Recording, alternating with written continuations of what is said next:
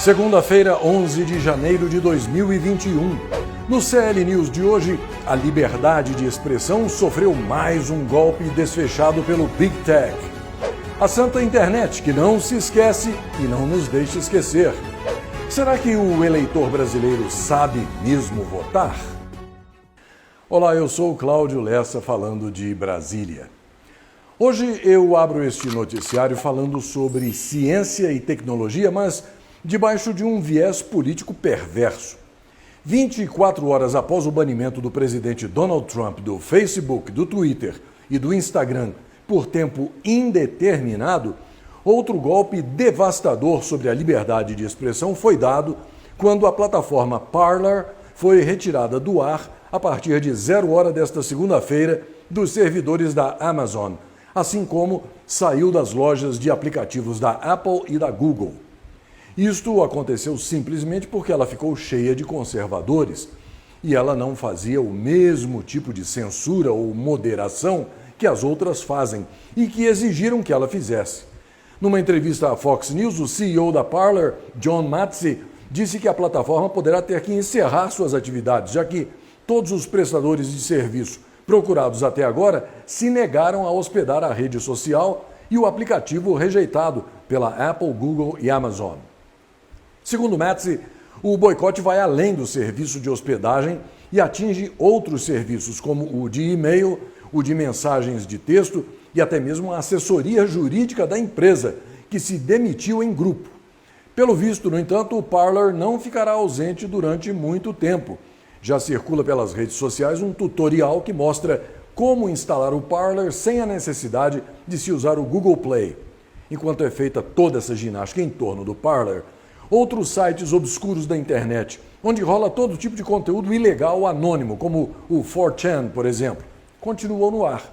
Estes sites não promovem o pensamento, não promovem o raciocínio, o debate, não provocam controvérsia, apenas se dedicam a temas rasteiros, como o estímulo e a propagação da pornografia e de atividades ilegais, como o uso de drogas, que são atividades que complementam e não abalam a agenda globalista. Por isso, eles continuam sem ser incomodados. Mas o que o Facebook, por exemplo, ganha com a morte do Parler? Ele vai matando a possibilidade de concorrência. Quem quiser fazer face a esse gigante vai ter que começar gigante também, com um parque tecnológico próprio e muitos funcionários para manterem o sistema em funcionamento. Vai ser preciso muito, mas muito dinheiro mesmo. Milhões, milhões e milhões de dólares para que se possa fazer frente a essa onda que pretende instaurar o Ministério da Verdade, calando todas as vozes dissidentes. Em outras palavras, é briga de cachorro grande, muito grande. E é como o slogan da Apple, agora atualizado: pense diferente e você será deletado. Voltando ao banimento do presidente Trump do Facebook, do Twitter e do Instagram, eu fico aqui pensando com meus botões, será mesmo que uma pessoa que possui acesso aos códigos nucleares capazes de destruir o mundo inteiro pode ser considerada perigosa demais para ter uma continha no Twitter? Você sabe, perguntar não ofende, né? E já que eu estou falando em presidentes, dê uma olhada nesta breve galeria de presidentes americanos, antes e depois.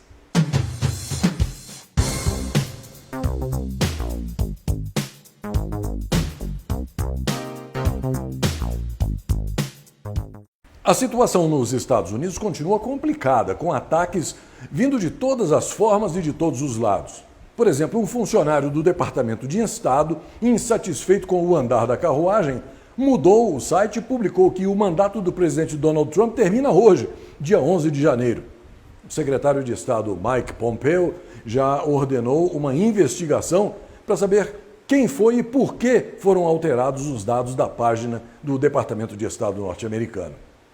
Foi anunciada também a prisão pelo FBI de Jacob Anthony Chansley.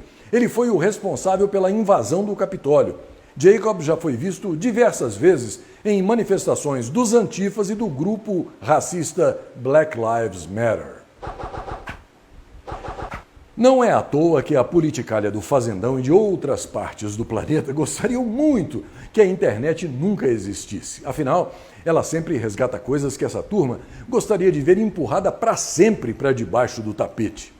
Como, por exemplo, essa capa da revista Veja, de agosto de 2011, que fala sobre a praga da corrupção. Ela está sendo impiedosamente compartilhada pelas mídias sociais e mostra o corrupto ministro da Agricultura da ladra cínica semi-analfabeta ensacadora de vento. Este criminoso, acusado de cobrar propina de R$2 milhões numa licitação, de participar de uma fraude eleitoral que resultou em 8 toneladas de feijão jogadas no lixo e de, na presidência do Porto de Santos, ter usado dinheiro público para quitar dívidas de empresas privadas, vem a ser ninguém menos do que Wagner Rossi, o Baleia Sênior, pai de Baleia Júnior, que é o atual candidato a presidente da Câmara dos Deputados, apoiado pelo sabotador-mor do Fazendão, Rodrigo Botafogo Maia, e pela amante da lista de propinas da Odebrecht, a petralha-mor Gleisi Hoffmann, também conhecida como a Nancy Pelosi dos trópicos. É por essas e outras que as redes sociais não perdoam essa turma, né? A pergunta ácida que circula agora nas mídias sociais é a seguinte: Botafogo Maia escolheu Baleia Rossi para concorrer à presidência da Câmara. Se um porco não deu certo, uma baleia vai dar? E nesta foto podemos ver um momento de rara espontaneidade e franqueza dessa laia petralha que agora anda recebendo juras de amor eterno de gente como o Rodrigo Botafogo Maia, quando eles se deixaram fotografar dando uma solene banana para o povo. Você sabe que eles sempre fizeram isso de outras maneiras e com isso praticamente destruíram o Fazendão.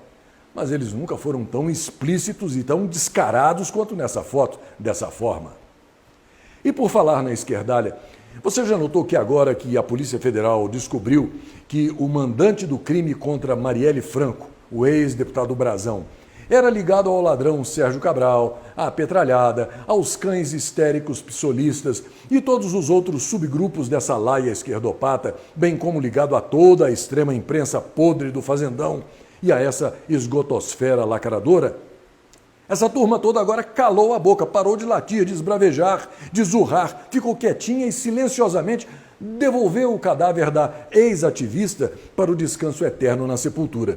Pois é, os assassinos dela foram os bandidos do tráfico de drogas, as tais vítimas da sociedade que ela defendia com tanto ardor, amor e carinho. Aliás, não custa nada definir com precisão, mais uma vez, essa questão de fascismo. A esgotosfera esquerdoide e lacradora vive chamando o atual governo e o atual presidente de fascistas. Na realidade, a definição de fascismo descreve o Estado que domina cada aspecto da vida do cidadão num esquema de coletivismo fanático. O cidadão depende do Estado para absolutamente tudo, para se proteger, para estudar, para viajar, para se alimentar, etc. Isto é o verdadeiro fascismo, que é o que essa esquerdalha quer impor no Fazendão. Você vê que o atual governo está léguas e léguas longe desse conceito, muito pelo contrário. Agora, esta é mais uma prova daquela máxima: xingue-os do que você é, acuse-os do que você faz. É axiomático, é muito simples, só não vê quem não quer. Por outro lado, você vê que hoje faltam hospitais no Brasil e tratamento adequado para as pessoas doentes, especialmente as de baixa renda, que experimentam grandes dificuldades para conseguir tudo, não é isso? Pois então, cobre desses bandidos. Foram 33 anos de roubalheira desenfreada dessa gente. É por isso que falta de tudo no Fazendão. Esta semana, um verme que se diz jornalista resolveu sugerir ao presidente Jair Bolsonaro que se suicide. O verme publicou um tweet com essa sugestão, complementando a sugestão feita por um outro jornalista completamente gagá da Folha de São Paulo, que sugeriu a Donald Trump o mesmo destino. O verme disse que, abre aspas, nenhum minuto sem Bolsonaro será cedo demais, fecha aspas. Apesar de partir de um verme sem qualquer qualificação, esse tipo de incitação é crime e deveria ser examinado com cuidado pelas autoridades. A revista Veja, que tem esse verme como integrante do time de colunistas, repudiou com veemência a atitude do imbecil. Segundo a Veja, não há nada de construtivo nesse tipo de opinião. Aliás, O ministro da Justiça, André Mendonça, disse que vai abrir um inquérito policial para apurar a conduta dos dois idiotas, o Verme e o Gagá, que pode resultar em até 2 anos de prisão para eles. O eleitor que não compareceu às urnas no primeiro turno das eleições municipais de novembro tem até esta semana para justificar a ausência. Caso o procedimento não seja realizado, será preciso pagar uma pequena multa, além da pessoa ficar sujeita a restrições. Mas, no fim das contas, você acha que o brasileiro sabe mesmo votar? Você acha que as coisas estão melhorando ou estamos ainda chafurdando no mesmo pântano de décadas atrás?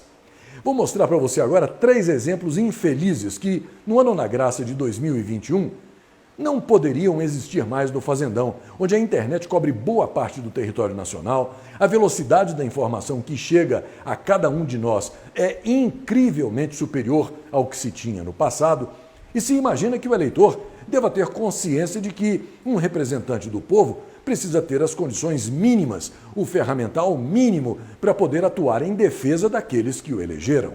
Ele que me confere a legislação, eu declaro os eleitos para o poder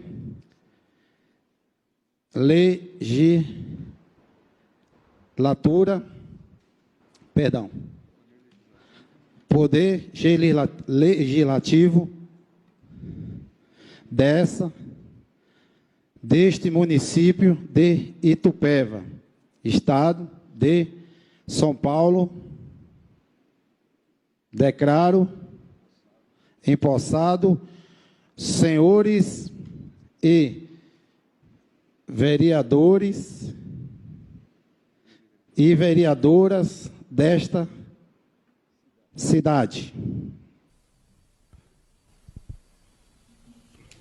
Prometo dar continuidade. Eu prometo dar fé.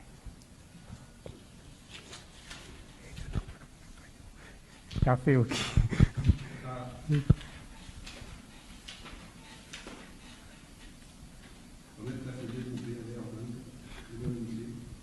Prometo defender a lei orgânica do nosso município, observar a lei do Estado e do país,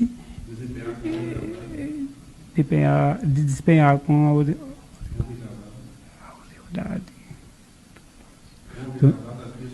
da minha função do nosso município.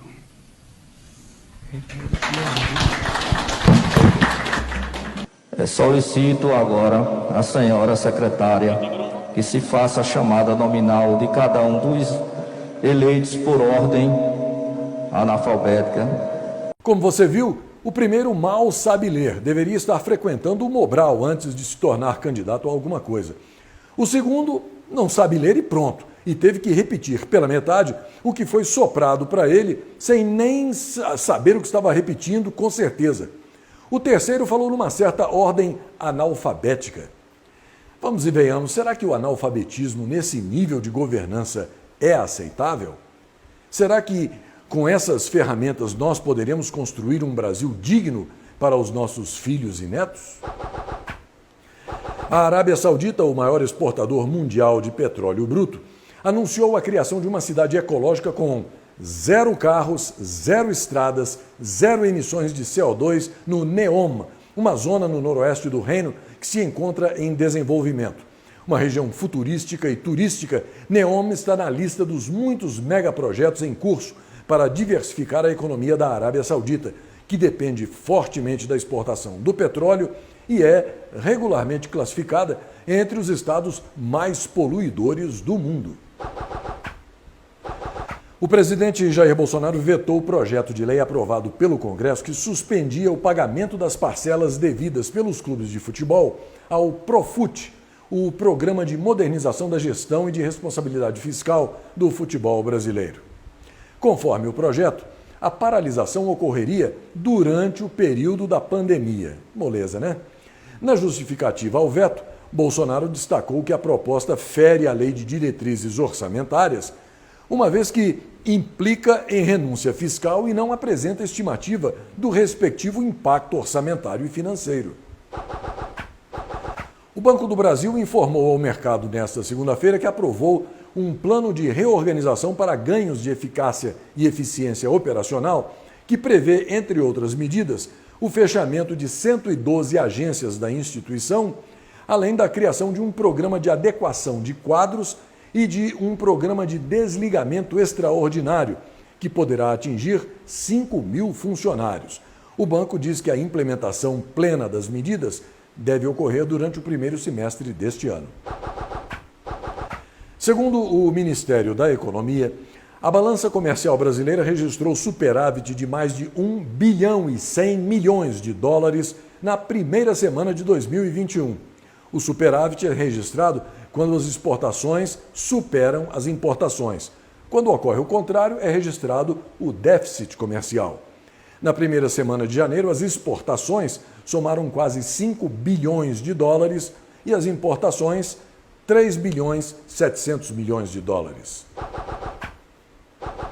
O presidente Jair Bolsonaro anunciou em sua conta do Twitter que o edital do concurso da Polícia Federal deverá ser publicado ainda este mês. Bolsonaro afirmou que este será um concurso histórico, já que será um dos maiores realizados pela corporação. São 1.500 vagas, distribuídas da seguinte forma: 123 para delegado, 400 para escrivão, 84 para papiloscopista e 893 vagas para agente. Segundo o balanço divulgado pelo Ministério da Cidadania, o governo federal concluiu 854 obras de infraestrutura esportiva em todos os estados do país entre agosto e dezembro de 2020. O número supera em 91% a previsão de entregas para o período, que era de 446 projetos.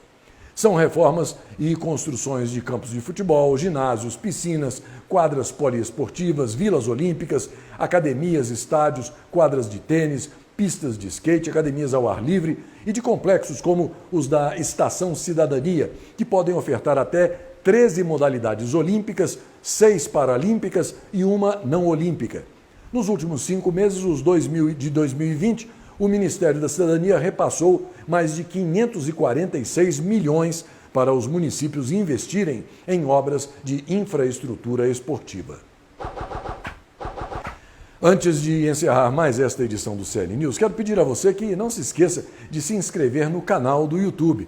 Se você já estiver inscrito, verifique se a sua inscrição está ativa. Acione também o sininho para você ficar sabendo toda vez que um vídeo novo for publicado. E dê o seu like, dê o seu joinha para sinalizar para a plataforma que você está gostando do conteúdo. Fale do CL News, compartilhe o canal com todo mundo que você conhece, para que mais e mais pessoas possam ter acesso a este panorama informativo transparente, claro, objetivo e com um toque de bom humor. O CL News depende única e exclusivamente dos seus telespectadores e, por isso, a sua contribuição a partir de apenas R$ 5,00 por mês é fundamental para que o CL News siga na sua missão de informar, sem mentiras, sem manipulação. Veja todos os dados bancários aí embaixo na descrição do vídeo, junto com os links para todas as plataformas que publicam o CL News. Desde já, é uma honra poder contar com a sua parceria. Ah, e mais uma coisinha, hein? Uma turminha safada composta por hipócritas de carteirinha anda dizendo por aí que Jair Bolsonaro tem que dar exemplo. Se eu fosse viver de exemplo de presidente, hoje eu seria analfabeto, cachaceiro, ladrão e teria até cortado meu dedo mindinho, né? Até a próxima.